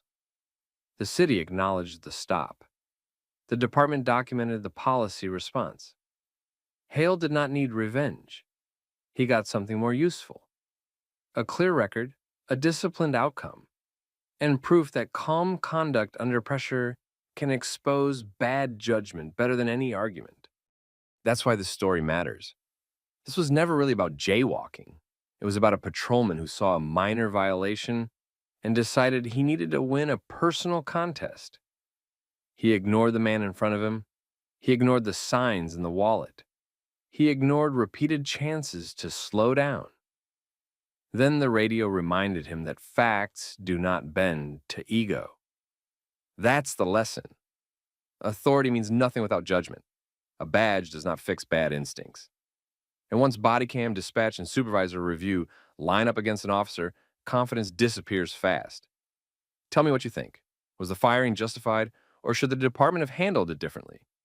Share the story with someone who understands how fast ego can ruin a career, and subscribe for more stories like this. All right, both of you. Who are you and why are you carrying guns in this diner? We're federal law enforcement. The U.S. Marshals. That's what you say. That's what dispatch can verify. Stand up. No need for that. Look at the badges Keep first. that where it is. You asked who we are, I'm answering you. I'm not taking your word for Then anything. stop talking and check Don't it. tell me how to do my I'm job. telling you the quickest way to fix it. This patrolman thought he was the top authority in that diner. He wasn't. He had just walked up to two black federal marshals, refused to verify who they were, and pushed himself into the kind of mistake that ends careers. The body cam caught the whole thing. Not just the approach, the exact point where he was given an easy way out and chose ego instead. Tell me where you're watching from. City, state, or country. And if you follow stories about police overreach, body cam footage, and real accountability, like the video and subscribe. The two men at the booth were Deputy U.S. Marshals Adrian Cross and Everett Lane. They were on duty, plainclothes, armed legally. They had been working a federal assignment connected to a fugitive lead in the area. They stopped at a diner near the highway for lunch and a quick case review before heading back out. They weren't drawing attention to themselves. They were eating, checking information on a phone, and keeping their conversation low. No argument, no disturbance, no behavior that would normally justify a scene. Then somebody inside the diner made a complaint about two suspicious men. That was enough for Officer Dylan Pritchard to come in. The complaint gave him a reason to ask questions. It did not give him a reason to act like he'd already found a threat. That's where he went wrong. The body cam showed him moving straight to the booth and taking over the space immediately. He didn't hang back and assess. He didn't start with a simple question. He went right into demands. Who were they? Why were they there? Why were they carrying firearms? Why hadn't they identified themselves? Cross answered him directly. He said they were federal law enforcement. He said they were working. He said they had credentials ready for inspection. That should have solved it. Any officer doing his job properly would have looked at the credentials, confirmed them, and ended the contact. Instead, Pritchard acted like the explanation annoyed him. He kept pressing. Lane repeated that they were deputy marshals and could be verified. Pritchard still didn't slow down. Cross then presented his credentials. Pritchard refused to check them. That was the real break in the incident. Up to that point, he could still claim he was sorting out a suspicious person call. Once he refused verification, that excuse started falling apart. He was no longer trying to learn what was going on. He was trying to stay in control of the scene he had already built in his head. People around them noticed it. A waitress near the counter stopped moving for a second. A few customers turned to watch. Someone near the register lifted a phone and started recording. Cross gave Pritchard another chance to fix it. He repeated that they were deputy marshals. He told him dispatch could confirm it. He kept it simple. No attitude, no show. Pritchard answered by escalating. He ordered both men to stand up. He told them they were being removed from the diner. He made it clear he was ready to force the issue. Then he called for backup. That made the situation much worse for him. Now there would be more officers, more cameras, and more reports. He had taken a routine verification and turned it into a public confrontation with federal agents. Lane understood that right away. He stayed careful and watched Pritchard closely. Cross stood up with his credentials still in hand, because it was obvious this patrolman was close to making a physical move. The diner manager, Naomi Park, stepped in once it was clear the whole room was watching. She wanted to know what was happening in her business. Pritchard gave her a vague answer and tried to make it sound like he was handling a serious problem. Cross corrected that. He told her they were federal law enforcement and that the officer had refused to inspect their credentials. That changed the room. At that point, even people who didn't know the law could see the problem. Two men had identified themselves. Credentials were available. The officer still hadn't looked. Pritchard had chances to stop. He passed on every one of them. He kept directing Cross and Lane toward the exit. He kept talking like authority came from volume. It didn't. It came from procedure, and he had already abandoned that. Outside, another patrol unit pulled into the lot. Inside, the lunch crowd had gone quiet, and Officer Dylan Pritchard was seconds away from learning that this wasn't going to end with two black men being pushed out of a diner. It was going to end with Supervisor's footage review, and one question he wouldn't be able to answer. Why had he refused to look at the badges? Backup didn't solve Officer Dylan Pritchard's problem. It exposed it. The second unit came in through the front and paused after taking one look at the scene. That officer saw two plainclothesmen standing near a booth, a crowded diner watching, and Pritchard already too far up in the situation. He asked what was going on. Pritchard gave him the short version that officers use when they're trying to lock other cops into their side early. Suspicious subjects. Non-compliance. Armed. Refusing orders. That version lasted only a few seconds. Adrian Cross still had his credentials in hand. Everett Lane made it clear again that both of them were deputy U.S. Marshals on duty, and that verification had already been offered. The second officer looked at Pritchard, then at the credentials, then back at Pritchard. That hesitation mattered. He understood right away that this should have been checked before backup was called. Instead of fixing it, Pritchard kept pushing. He repeated the order to move toward the exit. He said they could sort it out outside. And that's another bad sign in body cam cases like this. Once an officer starts losing control of the facts, he often tries to move the scene somewhere he feels stronger. Fewer witnesses, more space, more leverage. But Cross and Lane had no reason to make his mistake easier to manage. Cross stayed where he was and told him again that the credentials were available right now. Pritchard still didn't take them. That's the detail that crushed him later. Not just that he made a wrong assumption. He actively refused the one step that would have corrected it. Twice. Then again, you can't explain that away as confusion. A minute later, Sergeant Tessa Vaughn walked in. She didn't rush to join Pritchard. She stopped, scanned the room, and read the scene first. Good supervisors do that. They don't absorb the loudest voice and call it judgment. She saw customers staring. She saw Naomi Park by the counter, tense and frustrated. She saw one local officer hanging back instead of helping Pritchard close the contact. Then she saw the credentials and cross his hand. That told her almost everything.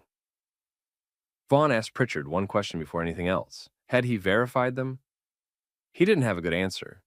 He started talking around it. Suspicious call. Firearms. Failure to comply. Federal claim not confirmed. He was trying to rebuild the stop in real time. Vaughn cut through it and asked the same thing again in simpler terms. Had he inspected the credentials? He hadn't. That was the turn. Vaughn stepped past him and asked Cross for the credentials directly. He handed them over. She looked at his first, then Lane's. Her posture changed right away. Not dramatically. Just enough to show that this had moved from a messy contact to a department problem. She checked the IDs, matched the names, and asked a couple of quick questions about assignment status. Cross answered. Lane answered. Both stayed controlled because they knew the real audience now wasn't Pritchard. It was the supervisor, the body cam, and everyone who'd review this later. Vaughn gave the credentials back, and then looked at Pritchard in a way that made the room go even quieter. She told him to stand down. No one in that diner needed legal training to understand what had just happened. The officer who had spent the last several minutes acting like he owned the room had just been corrected in front of everyone. The two men he was trying to throw out were exactly who they said they were. He had been told that from the start. He had ignored it. Pritchard didn't handle that well. He tried to defend the stop one more time. He argued that they should have identified themselves sooner, that he had a suspicious person complaint, that they weren't following commands. Vaughn wasn't buying any of it. The body cam audio had already buried that argument. They had identified themselves. They had offered credentials. He refused to inspect them. That's not a gray area. That's failure. She then apologized to Cross and Lane on scene. Not in a soft, private way. In a clear voice. The kind meant for witnesses, too. She acknowledged that they had identified themselves and that the matter should have been resolved immediately. That was department damage control, but it was also a message to every officer standing there. This one wasn't getting covered up with the usual language. Pritchard's whole posture changed after that. He stopped directing the scene because he couldn't. He stopped talking over people because now his supervisor was the one asking questions. Body cam footage often catches that moment, and this case had it. He went from command mode to explanation mode in less than 30 seconds. Cross didn't make a speech. He didn't need to. He told Vaughn that the issue wasn't a mistaken approach. The issue was that her officer had refused lawful verification and threatened force anyway. That was the point. A bad stop can start with a wrong assumption. It becomes something else when the officer keeps escalating after the facts are right in front of him. Lane added one thing that also mattered. He made clear that they were on an active federal assignment and that delaying or interfering with them wasn't just embarrassing. It had operational consequences. That's where the local officers standing nearby started to understand how serious this had become. This wasn't a diner argument. This was a local patrolman obstructing federal agents while they were working. Naomi Park spoke up after Vaughn settled the scene. She confirmed what customers had already seen. The marshals hadn't caused trouble. Pritchard had come in aggressive and refused to listen. That statement helped because it came from someone with no stake in the law enforcement side. Just a business owner who wanted the truth straight. Vaughn asked Cross and Lane if they needed medical attention or wanted additional units contacted. They said no.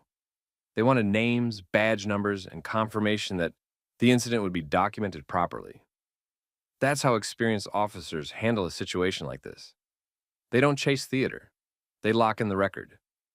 Pritchard had nothing useful left to say by then.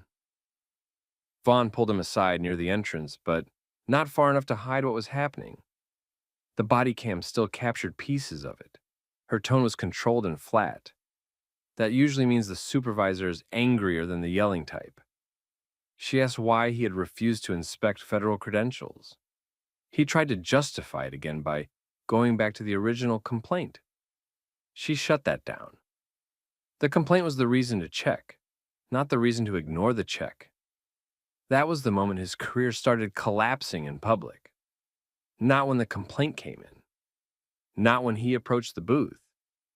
When his own sergeant had to explain basic procedure to him in front of witnesses because he'd let pride run the stop.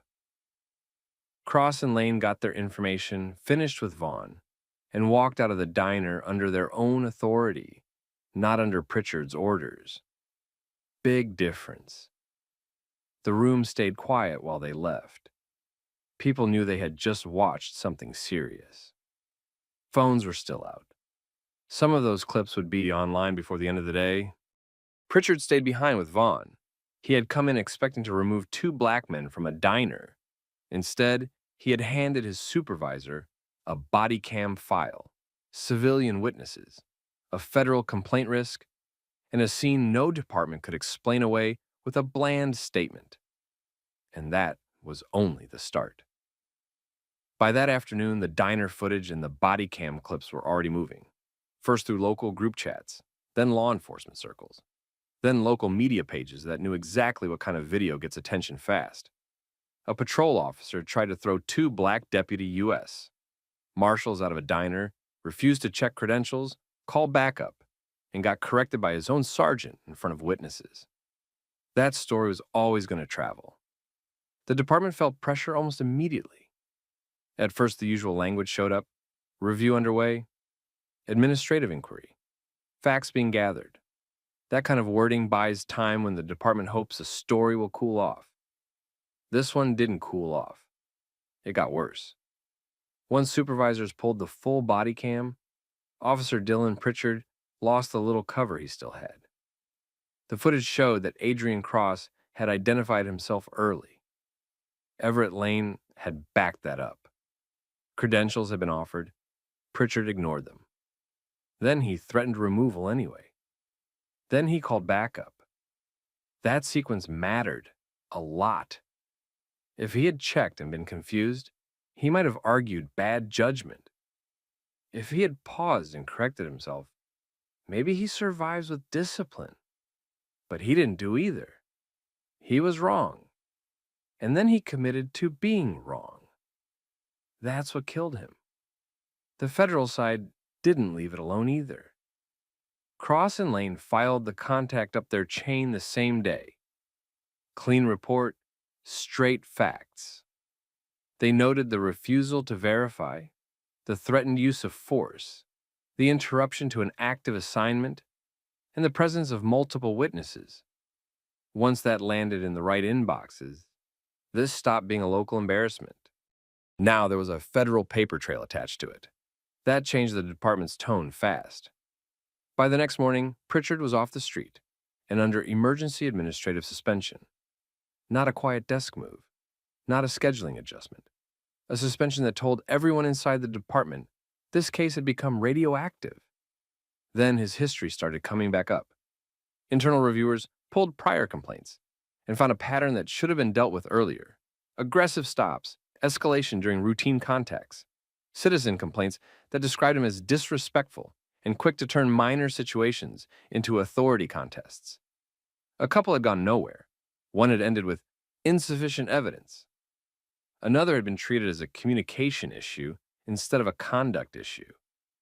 That's how these officers stay on the job longer than they should. Not because nobody sees the problem, because every single incident gets treated like a separate misunderstanding until one of them becomes too public to ignore. Pritchard's supervisors now had a bigger problem than one bad diner incident.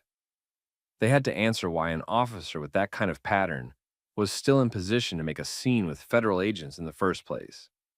Local reporters picked up that angle quickly. Civil rights groups did too. They weren't just asking what happened in the diner. They were asking how many warning signs the department had stepped over before it got to this point. The legal side looked bad too. A local patrol officer does not get to interfere with federal agents just because he doesn't like the way a situation looks. Once valid credentials are offered, the duty is simple. Verify. Slow down. Use procedure. Pritchard did the opposite. He refused verification and moved toward force. That opened the door to claims well beyond poor communication. Qualified immunity also looked weaker here than departments like to pretend. That's because the facts were basic. This wasn't a split-second use of force case with a dozen moving parts. It was a simple verification failure caught on camera. He had multiple chances to do the right thing. He chose not to. That's much harder to defend. The department finally released a formal statement late the next day. It confirmed that Officer Dylan Pritchard had been suspended immediately pending termination proceedings. It acknowledged that the contact involved federally commissioned law enforcement officers. It also stated that the officer had failed to follow department procedure related to verification, de-escalation, and supervisory notification. That wording was careful, but the message was obvious. They were cutting him loose. Cross and Lane didn't celebrate publicly. They didn't need to. From their side, this had never been about getting the loudest headline. It was about making sure the record stayed accurate and the department couldn't rewrite what happened. They had experience. They knew how fast a clean incident can get distorted if the paperwork isn't nailed down early. Sergeant Tessa Vaughn also came under review, but for a different reason. Not because she caused the problem. Because command staff wanted to know whether warning signs about Pritchard had been raised before and ignored higher up. Once departments get embarrassed in public, everybody suddenly wants a timeline. The union tried to slow the fall. That's normal. They argued stress, incomplete context, officer safety concerns. Same playbook. It didn't land well because the video undercut all of it. Officer safety doesn't explain refusing credentials. Stress doesn't explain repeated escalation after identity is offered. Incomplete context doesn't work when the camera already captured the missing context. Pritchard's career wasn't technically over yet on paper. Realistically, it was done. Even before a final termination vote, the suspension itself had done major damage.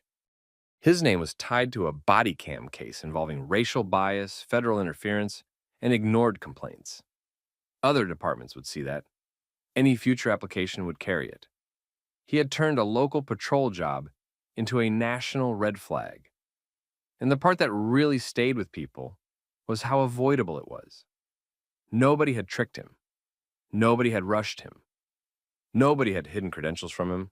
He was offered the truth early. He rejected it because he wanted control more than accuracy. That's the whole case in one line. The city also started hearing from residents with their own stories. Traffic stops that escalated for no reason. Street contacts that felt personal. Situations where officers came in hot and made everything worse. Some of those people had filed complaints before and heard nothing back. Now they had an example the public couldn't ignore. That's when this stopped being only about one patrolman. Now it was about the system around him. The supervisors who let behavior slide. The complaint process that filtered out patterns. The culture that let some officers treat correction like humiliation instead of part of the job. And that set up the next phase.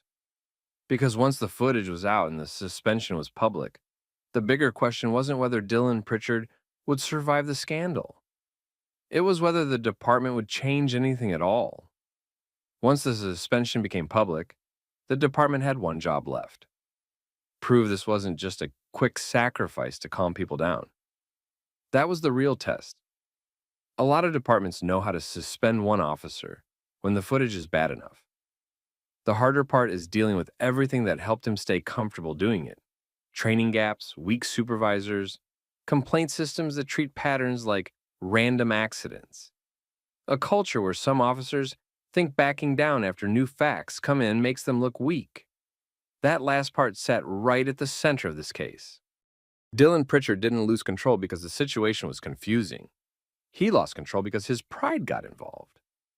The second Adrian Cross and Everett Lane told him they were federal law enforcement and offered credentials, he had a clean way to reset. He didn't take it. He treated correction like disrespect. That's the kind of mindset that turns a basic contact into a public abuse of authority. Body cam transparency is what kept this one from getting buried. Without the footage, this easily could have been reduced to competing reports. Officer says they were evasive. Marshals say they identified themselves. Department says facts are under review. Story dies in a week. That's how it usually goes when there isn't clear video.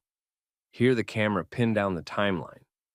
Identification was offered, credentials were available, verification was refused.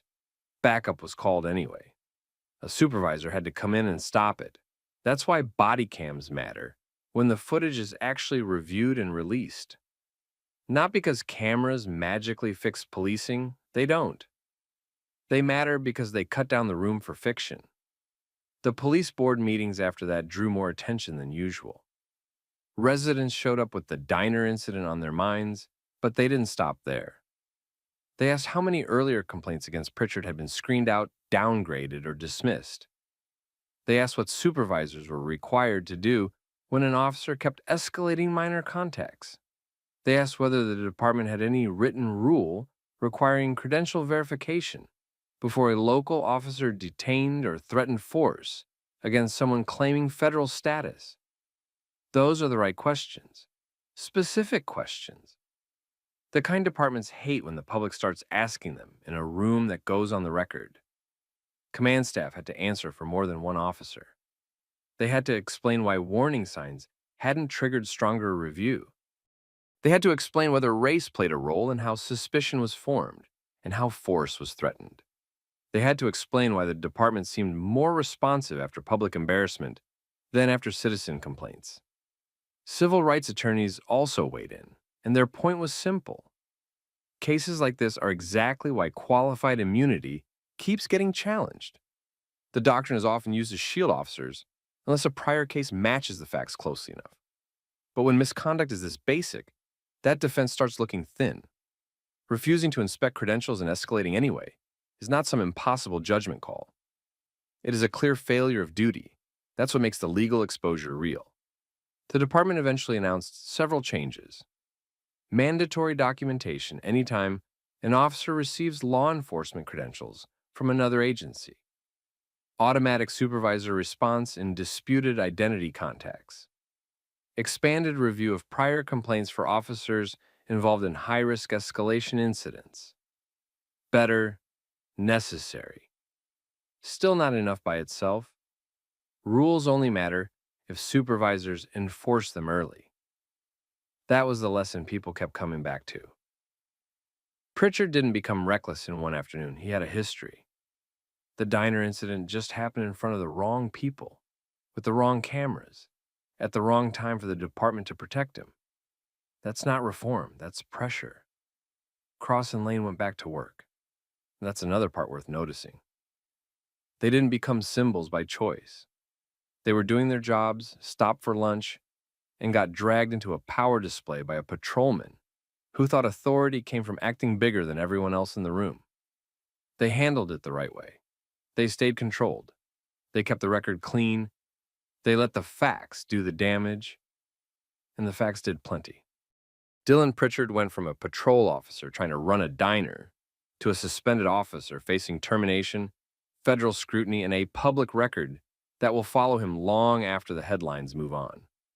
That happened because he ignored the easiest professional step available to him.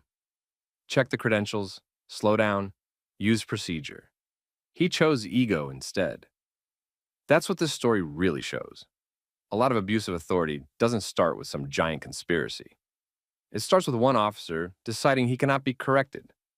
Then the system around him either stops him early or lets him keep going until the mistake gets too expensive to hide. In this case, the stop was recorded. Witnesses were there. The sergeant didn't join the nonsense. The marshals knew how to document it. That combination forced accountability. It also exposed how fragile accountability still is. Take away the footage, and this probably looks very different. Take away the witnesses, and maybe the report gets softened. Take away the federal connection, and maybe the discipline gets lighter. That's why local oversight still matters. Not as a slogan, as routine pressure, police board meetings, complaint records, public records requests. Follow up after the headlines die. That's where departments usually hope people lose interest. People shouldn't, because suspension sounds strong in the first news cycle. Permanent change takes more than that. It takes attention after the cameras move on.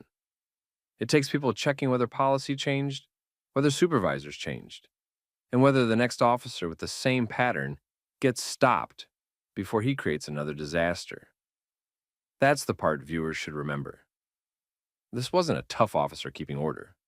It was a patrolman making a bad racialized assumption, refusing correction, and learning too late that volume is not authority. Procedure is. Facts are. Accountability is. What would you have done if you were sitting in that diner watching it happen? And do you trust departments to fix this kind of problem without public pressure? Put your thoughts in the comments. Share the story with someone who follows police accountability issues. And subscribe for more stories like this. You got a gun in the car? Yes, and I told you before anything moved. I'm federal. Active duty Secret Service. My credentials are available. Don't move. Don't move. Keep your hands right there. I'm not reaching. I identified myself. Stop Active talking. Duty Secret Service. I'm requesting a supervisor. Stop talking. No, you need to hear me clearly. I am active duty Secret.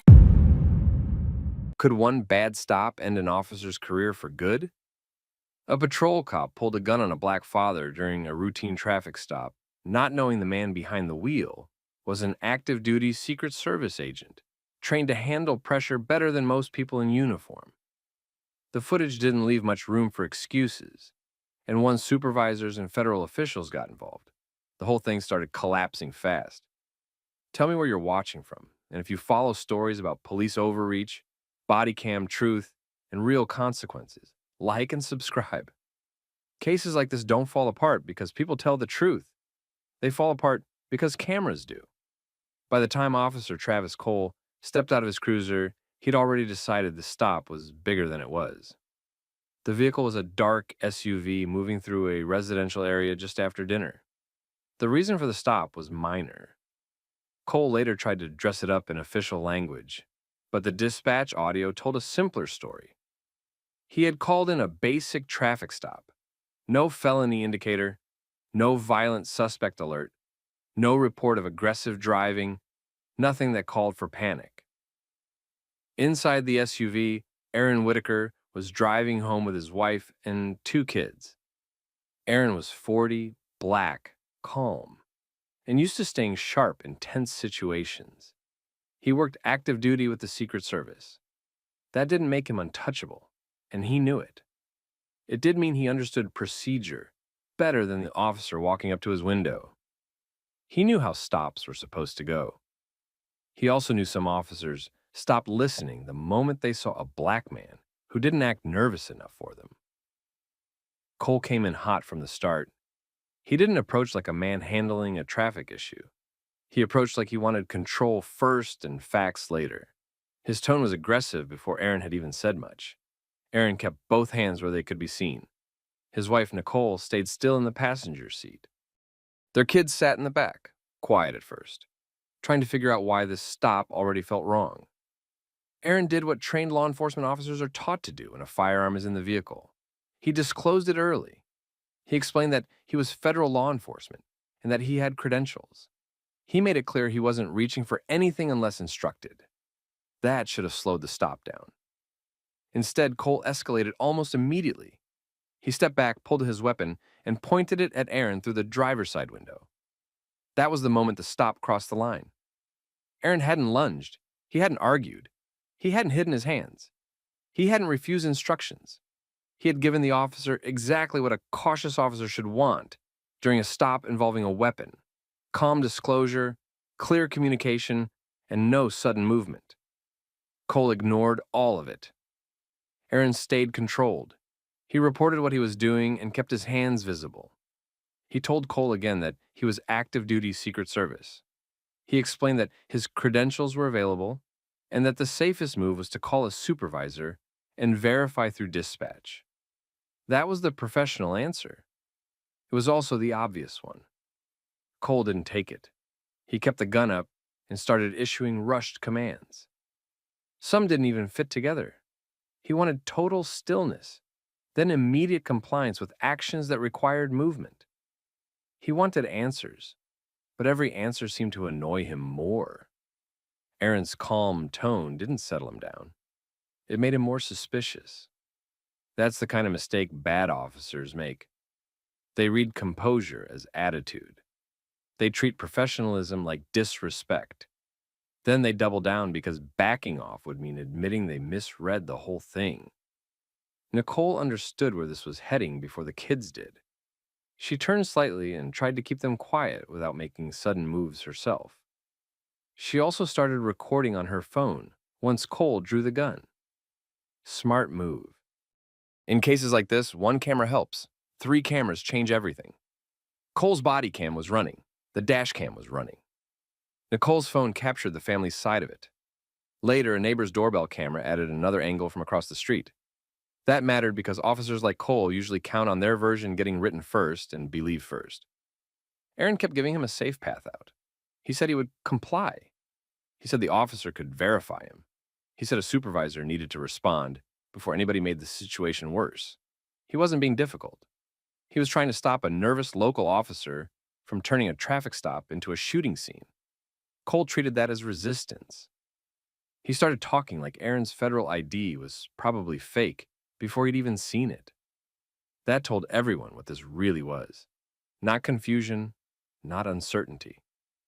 Cole had made up his mind early and didn't like being forced to reconsider it. A black man in a nice SUV, speaking clearly, staying calm, identifying himself as federal law enforcement, and refusing to act scared enough for Cole's comfort. That was all it took. Aaron understood exactly what kind of stop this had become.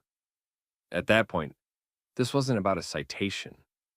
It wasn't even about officer safety anymore, not in any honest sense.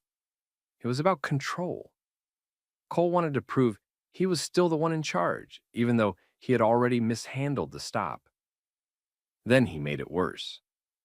With the gun still trained on Aaron, Cole tried to force him to retrieve identification without waiting for backup or a supervisor to manage the movement. That was reckless. Aaron had already explained where his credentials were. He had already asked for verification. He had already given the officer a clean way to lower the risk. Aaron refused to make a blind move while a gun was pointed at him. That refusal made sense. It was lawful, too. Any trained officer should have understood that. Cole acted like it was defiance. This is where a lot of the departments start lying to themselves after the fact. They call it a rapidly evolving situation. They say the officer had limited time. They claim fear forced hard choices. None of that fit here. Cole had time. Aaron gave him information. Aaron gave him procedure. Aaron gave him a way to verify everything without gambling with anybody's life. Cole didn't want verification yet. He wanted compliance on his terms. The kids were crying by then. Nicole kept recording. Aaron stayed steady because he knew one wrong movement could get him shot in front of his family by a man who had already decided he was a threat first and a citizen second. Then Aaron did the one thing that would later wreck Cole's entire defense. He repeated clearly and on camera that he was active duty Secret Service and requested a supervisor again. Now the clock had started. Because once another unit arrived and dispatch checked the name, Cole wasn't going to be able to hide behind guesswork. He was going to have to explain why he pointed a gun at a cooperative federal agent during a low-level traffic stop in front of 2 children. And that explanation was never going to hold up. The stop changed when the supervisor arrived. Sergeant Dana Ruiz pulled up, saw Cole still aiming his gun at a seated driver, and knew the stop had already gone too far. She didn't need Aaron's job title yet to see the basic problem. The driver was inside the SUV, his hands were visible, his wife was recording, and 2 kids were in the back seat. That was not the scene of a man forcing an officer into deadly risk. Cole started explaining himself right away. He tried to frame Aaron as suspicious and uncooperative. Ruiz cut through that fast. She wanted facts, not cover language. Had Aaron threatened anyone? No. Had he tried to get out? No. Had he reached suddenly? No. Had he refused to identify himself? No. He had identified himself several times and said he was federal law enforcement. That put Cole in a bad spot immediately. Ruiz told him to lower the weapon. He did, but not with confidence. He still looked like he wanted to defend the draw instead of fixing the stop. That hesitation mattered. It showed he was still committed to the mistake. Once the gun came down, Aaron repeated the same information in a calm, controlled way.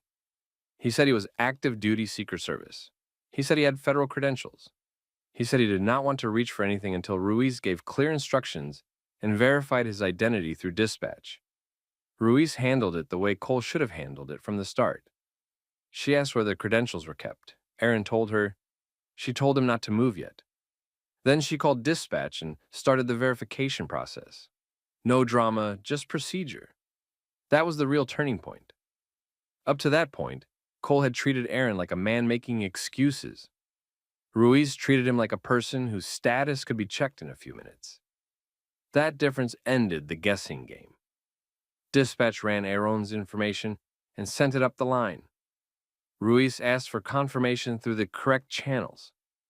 The return came back clean. Aaron Whitaker was exactly who he said he was. Active duty Secret Service. Currently employed, legally armed under his federal role. That ended Cole's version of the stop. Everything he had acted suspicious about was real. The badge, the credentials, the firearm disclosure, the calm tone. None of it supported his decision to draw a gun on a cooperative driver. Ruiz then gave Aaron careful instructions to retrieve his credentials. He followed them without any issue. Slow movements, clear hands, no sudden action. The same controlled behavior he had shown from the start. That hurt Cole even more, because it proved the stop had never required the level of force he used. Nicole kept recording the whole time. That put pressure on everyone at the scene. Ruiz understood that this wasn't going to disappear into a one-sided report. The family had video. The patrol units had video. Dispatch audio existed. The scene was already documented from too many angles for anyone to rewrite it cleanly later. Cole went quiet once the verification came back. That told its own story. He had come into the stop acting certain. Now he had nothing solid to stand on. He couldn't say Aaron had lied. He couldn't say the credentials were fake. He couldn't claim he had no way to check. The process had just shown how simple verification would have been if he had done his job first and tried intimidation second. Ruiz tried to close the stop in a controlled way, but the damage was already done. Aaron didn't start yelling. He didn't give them a speech. He stayed focused on the record. He asked for the names and badge numbers of everyone on scene. He asked whether Cole's weapon display would be documented as a use of force event. He asked whether the body cam footage would be preserved. Those questions landed hard because they showed he understood exactly what the department would now have to explain. Cole had pulled a gun on a man who knew policy, evidence rules, reporting duties, and how weak police paperwork looks when video says something else. Ruiz gave Aaron the identifying information he requested and told him the incident would be reviewed. That sounded official, but Aaron wasn't relying on local promises. He had already seen how quickly one officer had turned a basic stop into a dangerous one. He was not going to leave the next step to the same department that caused the problem. Once the family was cleared to leave, Aaron drove home and reported the stop through his field office that same night. That changed the scale of everything. This was no longer a local complaint from a driver saying an officer overreacted. This was an active-duty federal protective agent reporting that a local patrol officer had pointed a gun at him during a low-level traffic stop after clear disclosure while his wife and children were in the vehicle. The Secret Service took that seriously right away. They requested preservation of all relevant evidence: body cam files, dash cam files, dispatch recordings, radio traffic, field notes. The department was now dealing with more than embarrassment. It was dealing with federal scrutiny and a clean paper trail. Then Cole made another mistake. He filed a report that did not match the stop very well. He described Aaron as difficult. The recording showed Aaron staying careful and precise. He suggested the stop developed quickly because of driver behavior. The video showed that Cole created the tension by escalating before he had verified anything. He used broad phrases that made him sound reasonable, but the actual footage undercut them. That kind of report is hard to defend when the camera catches the full sequence. By the next morning, the department knew this was serious. Internal Affairs had the files. Command staff had been briefed. City attorneys were paying attention. The Secret Service field office was involved. And the worst part for Cole was simple. The facts were clear. He had not drawn on a threatening suspect. He had drawn on a calm federal agent who had tried to keep the stop safe while Cole kept making it worse. By the next morning, this was no longer a bad stop. It was an evidence case. Aaron Whitaker had already reported the incident through his Secret Service field office. Nicole had saved her phone video in multiple places. The department had its own body cam and dash cam files. Dispatch audio existed too. That combination boxed Travis Cole in before Internal Affairs even started asking questions. The first issue was simple. His report didn't match the footage. He wrote Aaron like a difficult driver who forced the stop to escalate. The video showed a man staying still, speaking clearly, and trying to move the stop back into normal procedure. Cole wrote the situation as fast and uncertain. The recording showed something else. He had time. He had information. He had repeated notice that the driver was identifying himself as federal law enforcement. He chose force anyway. That gap destroyed the easiest defense. Departments can excuse a lot when facts are fuzzy. They can say an officer made a judgment call. They can say the public only saw one angle. They can say stress affected perception. That didn't work here. There were too many angles and they all leaned the same way. Internal Affairs pulled everything: body cam, dash cam, radio logs, dispatch audio. Then they checked the timeline line by line. When did Aaron first disclose the firearm? When did he identify himself as federal law enforcement? When did he request a supervisor? When did Cole draw? When did Ruiz arrive? When did verification happen? Once investigators laid it out that way, Cole looked worse with every minute. Then they checked policy. That's where the case got ugly for the department.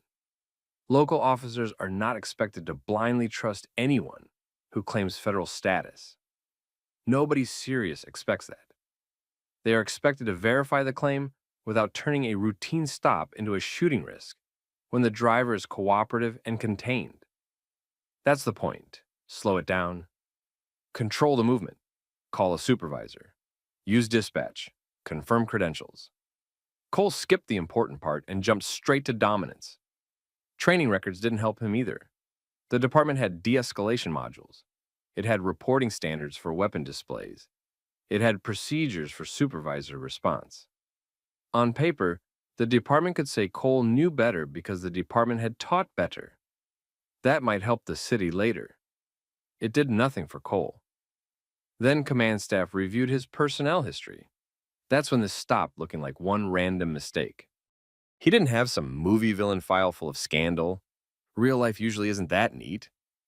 What he had was a pattern of smaller warnings, complaints about his tone during stops, notes that he escalated conversations too quickly, a prior counseling entry tied to command presence and judgment. Nothing that forced the department to fire him back then. Enough to make them look careless now. That's how careers really get wrecked. Not by one bad minute out of nowhere. By a series of ignored signs that finally collide with undeniable footage. The Secret Service field office pushed in harder once it reviewed Aaron's complaint and the available video. It wanted retention notices on every file. It wanted Cole's report. It wanted use of force documentation. It wanted the department's written training materials for stops involving armed off-duty law enforcement. That was federal pressure, not friendly interest. And once federal supervisors start asking for paper, local departments stop pretending everything is routine. City attorneys got briefed early. They had to. There was clear civil exposure now. A cooperative black father had a gun pointed at him in front of his wife and children during a minor traffic stop after he disclosed a legal firearm and identified himself as a federal agent. That sentence alone could cost money. The video could cost more. Cole's bad report made it worse because juries notice when officers stretch facts after the camera is already rolling. Nicole's video went public before the department had its story straight. That changed the pace. Local accounts picked it up first, then larger pages that tracked police misconduct, then news stations. The clip spread because people didn't need expert analysis to understand it. A family sat in a stopped SUV. The father stayed controlled. The officer acted like control itself was suspicious. Anyone watching could see who was trying to manage the risk and who was creating it. The department released a careful statement. Too careful. It said the incident was under review. It said officer and public safety remain priorities. It said all facts would be examined. That kind of statement is supposed to buy time. It only works when the video is unclear. Here it sounded like stalling. People pushed back immediately. Community leaders asked why the officer drew at all. Former law enforcement officers on local panels said the stop should have moved to verification much earlier. Civil rights attorneys said the same thing in sharper language. Then the harder questions started gaining traction. If Aaron Whitaker had not been a federal agent, would anyone have taken this seriously? That question hit because everyone knew the answer. His job didn't create the injustice. It just made it harder to bury. Aaron kept his complaint focused. Smart again. He didn't let the story drift into vague outrage. He stayed with the facts. Clear disclosure, Calm behavior. Weapon drawn without clear cause. Credentials ignored. Supervisor requested. Verification delayed. Family present. Every part of that sequence mattered. Together they formed a clean picture of failure. Nicole's role mattered too. Her recording made sure the family's point of view stayed in the case, not the department's version, not just the body cam angle chosen by police. Her footage captured the emotional reality inside the SUV. The kids crying. Aaron staying steady. Cole sounding like a man more interested in winning the stop than handling it correctly. That kind of video lands hard because it shows the cost of bad policing in real time, not as paperwork later. Inside the department, Cole was already becoming a liability. Supervisors couldn't defend the draw cleanly. Ruiz's presence on scene made it harder for them to pretend the stop stayed reasonable throughout. She had ordered the gun lowered. She had verified Aaron correctly. Her actions exposed the obvious point. The situation became manageable the second someone followed procedure. That left Cole alone with his choices. By the end of the week, he was off the street. Officially, it was administrative leave pending investigation. That's the usual first move. Get the officer out of uniform, lock down the evidence, and buy time. But everyone watching knew what it meant. The department didn't trust him in the field while the case was under review. And Cole knew it too. The bigger problem for him was no longer public embarrassment. It was credibility. Once an officer's report stops matching video, every later explanation sounds weaker. Once federal agencies are involved, weak explanations get tested harder. Once a pattern shows up in the file, the department starts protecting itself instead of protecting the officer. That shift had started. Travis Cole was no longer the man who controlled the stop. He was the problem the department needed to contain. A few weeks later, the department finished the review. Travis Cole was fired. The reasons were clear.